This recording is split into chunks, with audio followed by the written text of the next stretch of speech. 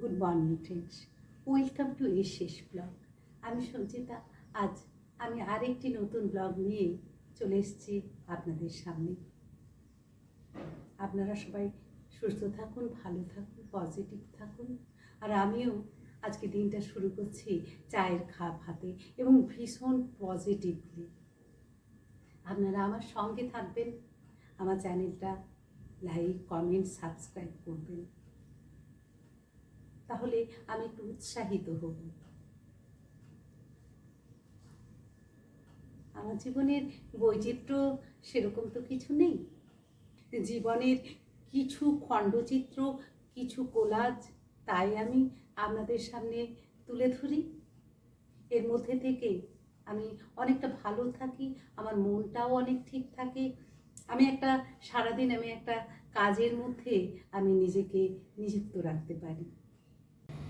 আমি আবারও সেই চা খেতে খেতেই আমি চলে এসেছি ওপরে। কয়েকটা ঝিঙে আছে, কেটে নিই।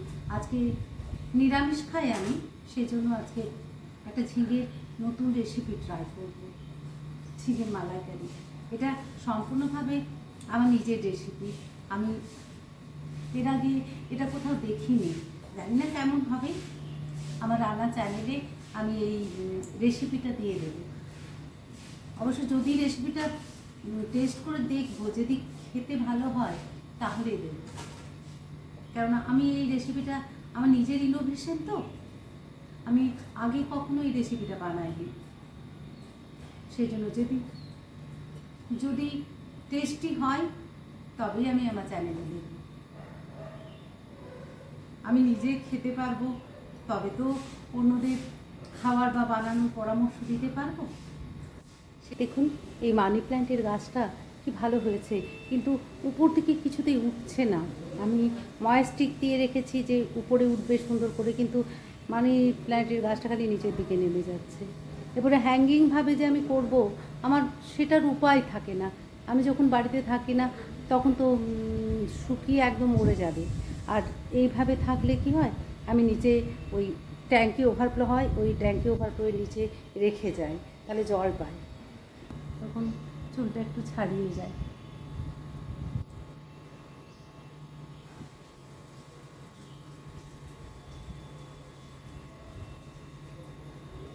সারাদিন আমি একা হলে কী হবে, সারাদিন প্রচুর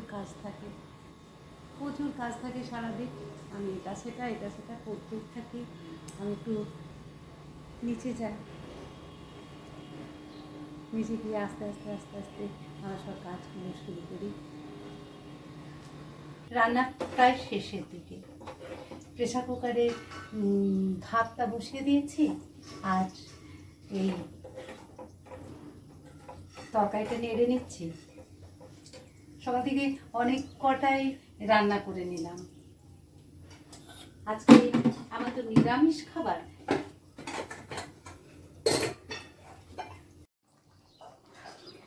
ভাত বসিয়ে নিয়েছি, আর এখানে হচ্ছে এই যে রাজমা মশলা,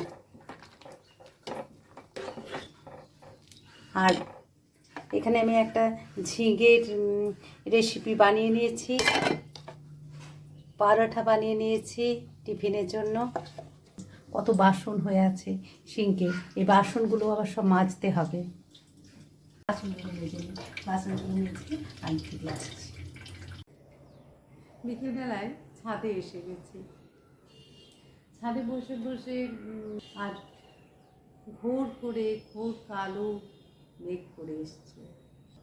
নিয়ে চলে আসি চাটা করেই মনে হয় ছাদে চলে যায়। একটু এদিক এদিক হাঁটাহাঁটিও করে নিচ্ছি। কাজ শেষ হয়ে গেল, এখন নিচে যাই। ছাদের কাজ শেষ হয়ে গেল, আবার সন্ধ্যাবেলায় আসবো ঠাকুরকে ধূপ দেখাতে, তুলসী মন্দিরে ধূপ দেখাতে। এখন নিচে চলে যাই। বাজারে বেরিয়েছিলাম খুব তাড়াতাড়ির মধ্যে, বলতে গেলে এক প্রকার রেগেই বেরিয়ে গেছি। সেই চশমাটা কালকে করিয়ে আনলাম, আজকে দুপুরবেলায় হট করে দেখছি চশমার ডাটিটা খুলে গেল। দিয়ে ওই জন্যই গেছিলাম, এখন ফেরত দেবে কি না বা চেঞ্জ করে দেবে কি না ভয় পাচ্ছিলাম। তারপরে গিয়ে বললাম, ওই যে কাকু ছিলেন দোকানে, উনি খুব ভালো একজন বয়স্ক, অনেক বয়স্ক মানুষ, তার অনেক দিনের পুরনো দোকান করছিলেন। তো উনি ওই চশমাটা চেঞ্জ করে মানে পুরনো, বহুদিনের পুরনো স্টক ছিল হয়তো, তো ওই চশমার ফ্রেমটা চেঞ্জ করে, তো ওই পুরনো চশমার ফ্রেমটা চেঞ্জ করে এই যে এই ফ্রেমটা দিলেন। আমি কি বললাম যে এরকম চশমাটা দিয়েছিলেন, আর কালকের মধ্যে ডান্ডিটা খুলে গেল। তখন বললেন ঠিক আছে চেঞ্জ করে দিচ্ছি। চেঞ্জ করে দিয়েছেন, কোনো পয়সা নেননি, এমনি চেঞ্জ করে দিলেন। কিন্তু আমি আরও একটা চশমা আমার করতে দিয়ে দিলাম, ওই টিভি বা মোবাইল দেখলে যে এটা কি একটা লেন্স পড়লো, ওই লেন্সের চশমাটা আবার একটা করতেও দিয়ে দিলাম। সেটাও হলো, সে চশমাটাও অনেক টাকায় দাম পড়বে, তো সেটা দিয়ে দিলাম করতে। তো সেটা দিয়ে দেওয়া। আর সিলেবাস গেছিলাম, সিলেবাস থেকে আমি এই ব্যাগটা কিনে নিচ্ছি। এই ব্যাগে কত 710 টাকা দাম নিল। আমার ব্যাগে যেটা মানে কেটে গেছে, সেজন্য তাড়াতাড়ি করে চলে গেলাম। একটা খুব ভালো হলো, চশমাটা উনি চেঞ্জ করে দেবেন, আর ব্যাগটা দেখতে ভালোই লাগছে। আজকের ব্লগটি আমি এখানেই শেষ করলাম। গুড নাইট বন্ধুরা, টাটা।